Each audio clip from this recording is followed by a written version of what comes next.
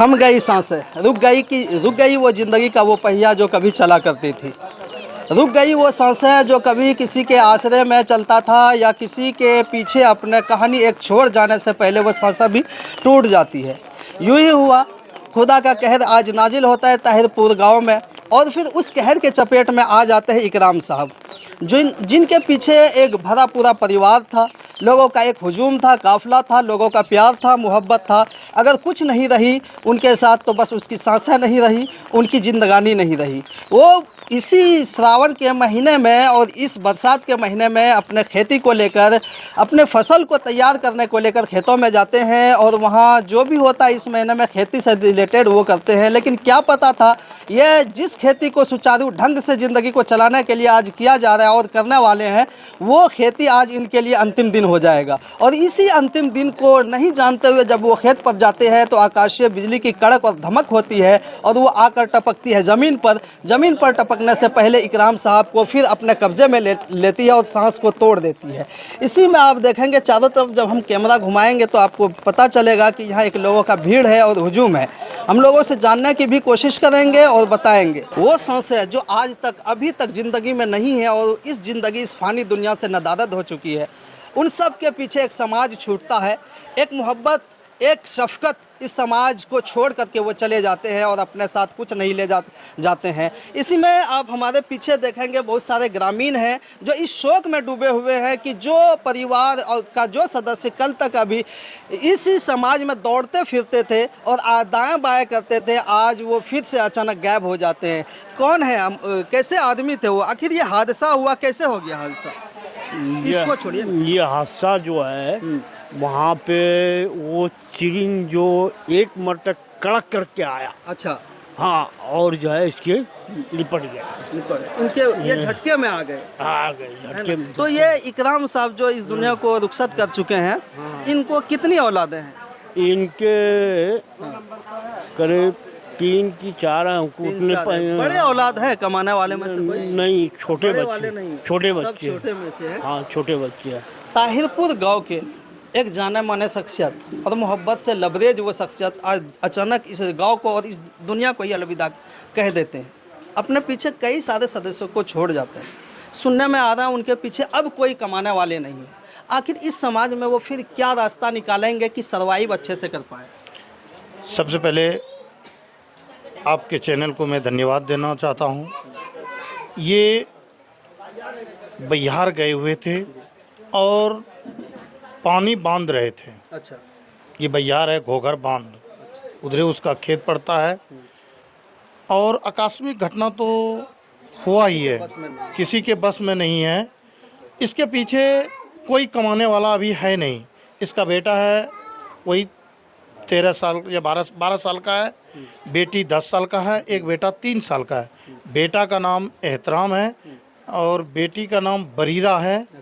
छोटे वाले का नाम जो भी है सब छोटे छोटे हैं। 15 साल से कोई 15 साल तक अभी नहीं हुए हैं।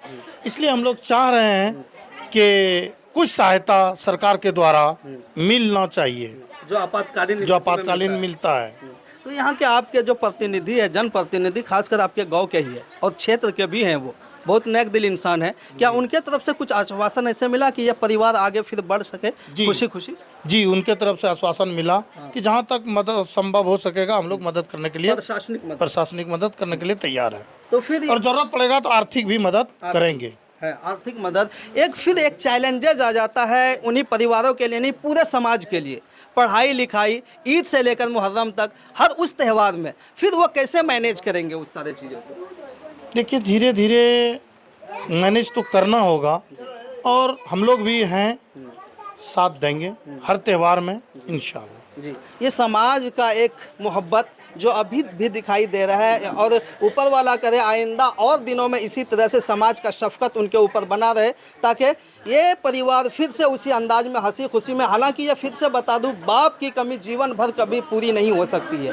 फिर से मैं कहानी को नया मोड़ देते हुए दिखाऊंगा, जिस तरह से ये पूरा कैमरा घुमाएंगे, थोड़ा देखेंगे, पूरा गांव वाले शोक संवेदना व्यक्त करते हुए और शोक में जो है ना पीड़ित है कि वो व्यक्ति जो आज तक और सुबह तक चहलकदमी कर रहे थे मोहल्ले में, समाज में, किसी से बातें भी की होंगी, किसी से अंतिम विदाई के तौर पर उन्होंने मुसाफा भी किया होगा। क्या यकीन वो मानो कि वो जिनसे उन्होंने मुसाफा किया वो आज अंतिम विदाई हो चुकी है उनकी और दुनिया से वो फिर कूच फरमा गए हैं। इकराम साहब के ये वो बच्चे हैं जो ज़िंदगी में पूरी तरह से अपना पर भी नहीं खोल पाए हैं और माँ बाप के अलावा समाज को भी नहीं पहचानते हैं, नादान है पूरी तरह से और यह बेफिक्र है। और जब ये इस तरह से गमगीन आंखों में आंसू लिए बच्चे जब आते हैं तो यकीन मानिए कि ये समाज ही नहीं, हमारे आंखों में भी आंसू जारी है, लेकिन हौसला एक हिम्मत होता है समाज के जानिब से कि हम इस तरह से इसको चलाने की कोशिश करेंगे कि कोई कमी इसको महसूस ना हो। इधर परिजन है, रोते बिलखते परिजन है, अपने पीछे छोड़ गए इकराम साहब, और उस सारे चीज़ को एक याददाश्त के तौर पर यह अपने ऊपर या अपने अंदर समेटे हुए हैं परिवार कि शायद वो अब कभी ना आए, और यकीन है कि वो कभी नहीं आएंगे क्योंकि वो इस दुनिया से कूच कर चुके हैं। इकराम साहब जो जाने माने हस्ती गाँव के लिए थे, एक खुशनुमा चेहरा थे, बेहतरीन अंदाज के मिल्कियत रखने वाले थे, एक अच्छे शख्स के मालिक थे, शख्सियत के मालिक थे। वो अचानक जो दुनिया को छोड़ देते हैं। एक प्रतिनिधि आप है, बेहतरीन नेक दिन इंसान कह ही सकते, इसमें कोई शक नहीं है। क्या चैलेंजेस जो परिवार के सामने आप आने वाले हैं आज के बाद और बाप की कमी महसूस होने वाले, तो वो समाज में रह करके वो छोटे बच्चे जो नादान हैं कैसे उस चीज़ को पूरा कर पाएंगे? वो देखिए, अभी तो जो आर्थिक मदद है सरकार की तरफ से जो मिलने वाली है, हम लोग उसके लिए प्रयास करके जितना जल्दी हो सके उस आर्थिक मदद को हम लोग दिलवाने का काम करेंगे।